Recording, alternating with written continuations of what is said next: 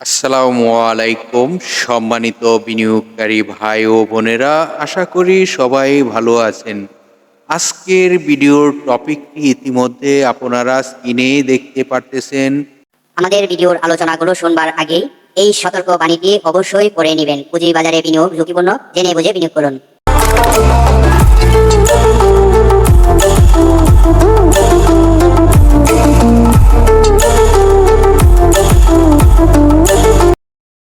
আজকের আলোচনার বিষয় হলো, আপনারা গত কার্যদিবসে দেখতে পারছেন 127টি কোম্পানি যাই হোক আপট্রেন্ড করেছে।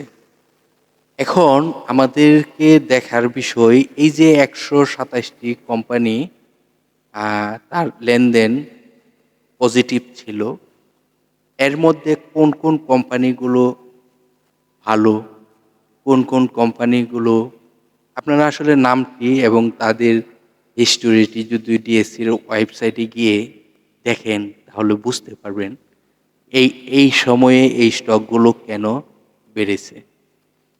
সর্বপ্রথমেই আপনারা দেখতে পারতেছেন 9.9 সার্কিট ব্রেকার নিয়ে তার হল্টেড করেছে যে কোম্পানিটি, সেটি আইপিওর মাধ্যমে আসা। পরবর্তী যে স্টকটি, এই স্টকটি ধরুন যে আইপিওর মাধ্যমে আসছে, সে ভালো করতেই পারে। পরবর্তী যে স্টকটি সেটি হলো রূপালী লাইফ ইন্স্যুরেন্স স্টকটি। এটিও তার সর্বোচ্চ একদিনের যে প্রাইসটি আপ করার সেটি হয়েছে। তারপর যে স্টকটি সেটি হলো গোল্ডেন সন। এই স্টকটি তার 8.5% পর্যন্ত আপ হয়েছে। এরপর যে স্টকটি সেটি আপনারা জানেন, পিপুলস লিজিং ফাইন্যান্স সার্ভিস। এই স্টকটি এটি 7%, তার এটিও হল্টেড, তার সর্বোচ্চ ক্ষমতাই রয়েছিল 7% বাড়ার। তো এই স্টকটি আপনাদেরকে আমি কিন্তু পূর্বেই একটি তথ্য দিয়েছিলাম, যে তথ্যগুলো যে স্টকটি 115 টাকা প্লাস তার ঋণগ্রস্ত অবস্থায় রয়েছে, তার মানে পার শেয়ার সম্পদ মূল্য 115 টাকা ক্ষতিগ্রস্ত অবস্থায় রয়েছে। তো এই স্টকটি নিয়ে কিন্তু কিছুটা ইঙ্গিতও দিয়েছে। আপনারা আলোচনাগুলো বিভিন্ন সোশ্যাল মিডিয়াতে, বিভিন্ন সোশ্যাল মিডিয়া প্ল্যাটফর্মে আলামিন স্যার এই স্টকটি নিয়ে কিছু ইঙ্গিত আপনাদেরকে দিয়েছে। আশা করি যে আলোচনাটি উনি প্রকাশ করেছে যুক্তিগতা রয়েছে। আমি কিন্তু তারও আগে আপনাদেরকে অবগত করেছিলাম। তো স্যারের যে বক্তব্যটি অবশ্যই শুনবার চেষ্টা করবেন।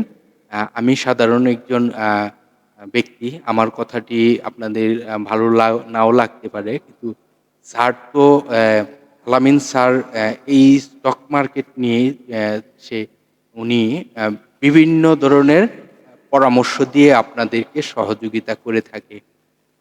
তবে উনি গতকালকে সোশ্যাল মিডিয়া প্ল্যাটফর্মে আরেকটি বিষয় আপনাদের সাথে আলোচনা করেছে, যে আলোচনাগুলো, যে ফ্লোর প্রাইসটি প্রত্যাহার করাটি এই মুহূর্তে ঠিক হয়নি, যেহেতু মার্কেটের ফ্লোর প্রাইস প্রত্যাহার হওয়ার পর কিছুটা আপট্রেনে গিয়ে আবার কিন্তু মার্কেটটি কিছুটা নেগেটিভে চলে আসে।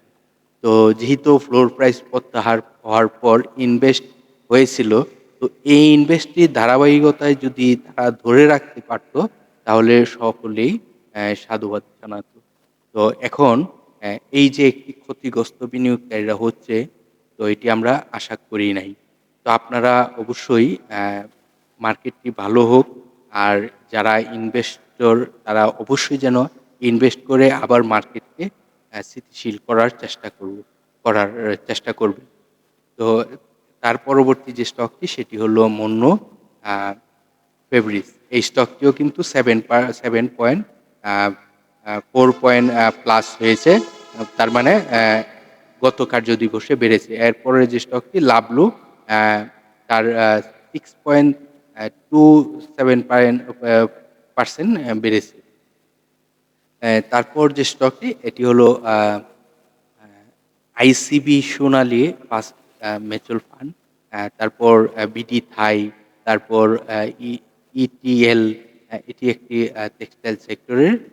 তো এইভাবে মনে করেন যে অনেকগুলো কোম্পানি কিন্তু আ দেখুন আ একেবারে 0% পর্যন্ত এভাবে তার আপট্রেন্ড হতে টোটাল ১২৭ টি কোম্পানি কিন্তু আ আপট্রেনে কিছুটা হলো অ্যা মানে আপট্রেন্ড কনফার্ম করেছে যে আপট্রেনে যাওয়ার সেটি হয়েছে। তবে এই যে দেখুন মার্কেটের ভালো করতে হলে মার্কেটকে ভালো ভূমিকায় যেতে হলে যেটি আমাদের প্রয়োজন সেটি হলো ধরুন ১০ টি কোম্পানি ১০ টি অথবা ১২ টি কোম্পানি হল্টেড থাকা প্রয়োজন। অ্যা অ্যা কিছু বাকি কিছু কোম্পানি 4%, 5%, 6%, 2% এভাবে আ প্রায় আ ভালো একটি মার্কেটে এবং ভলিউমও ভালো হওয়ার প্রয়োজন। শুধুমাত্র 9% 9 দিয়ে অ্যা ১০,০০০ ১২,০০০ শেয়ার লেনদেন হলেই কিন্তু মার্কেট অ্যা স্টেবল হয় না। তো মার্কেটে কিন্তু ভালো ভলিউমও থাকতে হবে। যেমন অ্যা কোনো প্রতিষ্ঠানগুলো যদি আপনার প্রায় ১০,০০,০০০, ২০,০০,০০০, ৩০,০০,০০০ শেয়ার লেনদেন হয়, অ্যা এরকম যদি বেশ কিছু কোম্পানি ২০-৩০ টা কোম্পানিও যদি লেনদেন হয়, তাহলেও কিন্তু মার্কেটের একটি ভালো ভূমিকায় চলে আসবে। তো আমরা চাচ্ছি যে অ্যা আগামীকাল বলতে গেলে আজ যে মার্কেটটি এটি আশাবাদী যে ভালো একটি মার্কেট আসুক এবং আগামী সপ্তাহ থেকে আমাদের মার্কেটটি যেন ভালো একটি মার্কেট দেখতে পারি এবং আপনারা সকলেই জানেন রমজান মাস চলিতেছে। রমজানের শেষে ঈদ যেন হাসিমুখে প্রতিটি বিনিয়োগকারী তার ঈদটি পালন করতে পারে। সেজন্য হলো মার্কেট মেকার বলেন, ইনভেস্টর বলেন সবাই যেন এগিয়ে আসে আমাদের এই পুঁজিবাজারকে সাপোর্ট দেওয়ার জন্য এবং বিনিয়োগকারীদের পাশে থেকে সকলকে যেন হাসিমুখে অন্ততপক্ষে ঈদটা করতে পারে। তো আপনারা জানেন বিনিয়োগকারী ক্ষতিগ্রস্ত হতে দেওয়ালে পিঠ থেকে গেছে। তার মধ্যে আবার তার পতন শুরু হয়েছে। সেই পতনটি কিন্তু আসলে কেউ আ কারোই কাম্য নয়। তো এখন আমাদের মার্কেটকে অবশ্যই প্রতিটি বিনিয়োগ ইনভেস্টর আ যারা ইনভেস্ট করে সাপোর্ট দেয় মার্কেটকে তাদের অবশ্যই এগিয়ে আসা উচিত আমি মনে করি। আপনাদেরকে ছাড়াই এখন আ চলবে না। আপনাদের প্রয়োজন। আপনারা ইনভেস্ট করে থাকেন। আপনারা ইনভেস্ট করে সাপোর্ট দেন মার্কেটকে। তো আশা করি যে আলোচনাগুলো আপনাদেরকে বোঝানোর চেষ্টা করছি এবং আ মার্কেট মেকার বলেন, ইনভেস্টর বলেন, ইনভেস্টকারী বলেন, আপনাদেরকে অবশ্যই মার্কেটের প্রতি আ কিছুটা হলেও নমনীয় হতে হবে। তো আশা করি আপনারা মার্কেটের জন্য কিছুটা হলেও সহযোগিতা করবেন।